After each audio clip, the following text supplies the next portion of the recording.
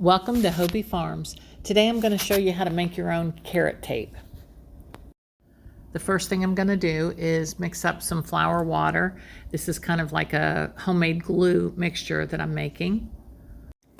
If you've ever planted carrots before, you know how tiny the seeds are. We have direct sowed carrot seeds before, but I kind of got out of hand and got quite a few in bunches. It's just easy to do because they're so tiny. Since we've been using this method of sowing the carrot seeds, we found that we have a better crop. It's more uniform and it's definitely prolific.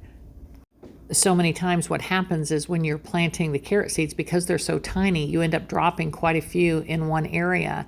And so you have patches that are uneven and you have a lot in that section, and then you have to weed them out. So this really takes care of that.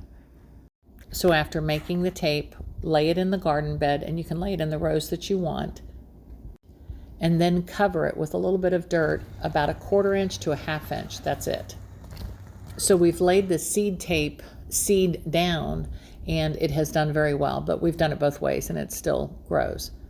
This is the first bed we used seed tape with, except I used paper towels instead of toilet paper, and you can see how uneven it is. So with the paper towels, you're not as consistent because a lot of the seeds drop off. This is the garden bed that we use the toilet paper seed tape, and you can see how uniform all of the plants are. This was probably one of the best harvests we've had for carrots. I really love the method of using the seed tape and making it inside the house. It's definitely saved some backaches for us. This is the harvest from the second bed of carrots that I was showing you. These are Cosmic Purple, one of our favorites. And this yield this year was about 40 pounds. So we did very well with these. My husband made a table that we've used for sanding some of our soil at times when it had too many rocks in it, but he's turned it into a table, and it has worked out very well because we use it to wash down all of our vegetables before we have to bring them in.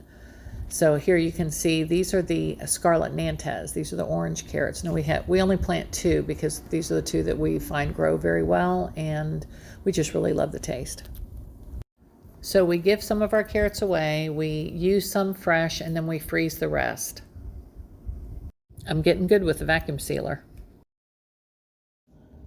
So apparently an extra seed fell into our packet this time, and we ended up getting a whitish yellow carrot when we harvested this time. Thanks for watching Hobie Farms. God bless you and have a great day.